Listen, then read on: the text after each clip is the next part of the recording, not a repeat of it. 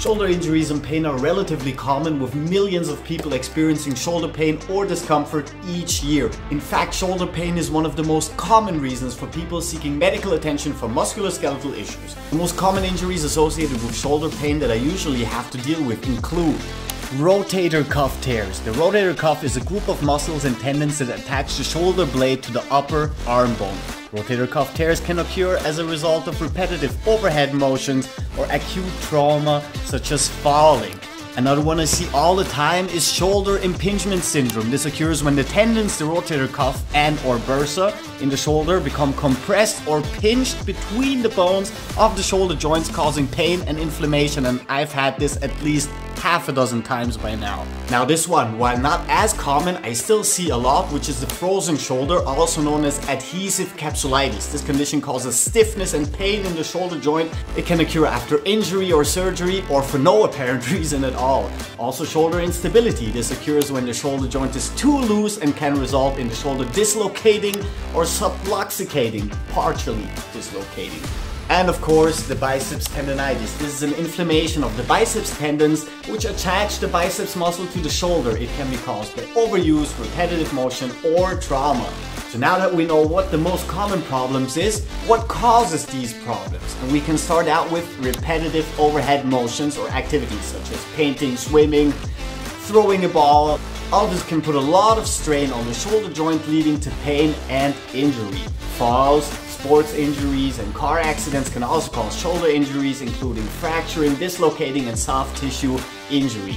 Not to mention, as we age, the structures in our shoulders can begin to wear down, leading to pain and arthritis. Slouching or hunching over the computer or the phone can put strain on the muscles and tendons of the shoulders, leading to pain and discomfort. Certain medical conditions such as osteoarthritis, rheumatoid arthritis, bursitis can cause shoulder pain and inflammation, which in turn over time can lead to other injuries. So we will be going through a series of exercises that will keep those shoulders healthy and rehabilitate them if you're currently suffering from one of these problems.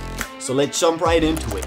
We're gonna start out with adduction and abduction. First at neutral height, simultaneously, and then one side and then the other. Do upward rotation simultaneously, left side, right side, downward rotation, left side, right side, and simultaneous. So now that we know how that works, we can do adduction and abduction exercises like this one. And once we're done with that, we can move on to do rotations, upwards and downwards rotations. You're gonna need a little bit more control over your scapular and shoulder musculature than you're used to, but that's a good thing, so you can actually work on that. Now, full rotations, forward and backward.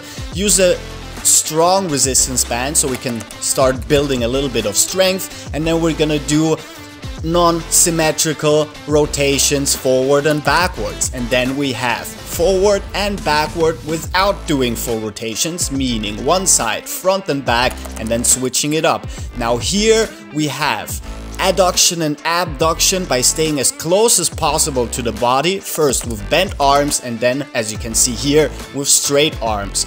Which moves us on to the next exercises. We're gonna leave the resistance band for now and grab ourselves a bar. Starting out with the passive hang to decompress your shoulders and your spine, very good for your posture. And once we're done with that, we're gonna do raising shoulders one side and then the other. It looks really funny, but it's a really cool exercise that's gonna help you a lot. Then we have scapular pull-ups, which is just bringing your shoulder blades down and bringing them all the way up again. Try and use as much range of motion as possible, and then this exercise, I call it the chicken wing. It's actually just adduction and abduction in a pull-up state where we are at a 90-degree angle in our shoulder joint, which makes this exercise really hard and really good for building strength.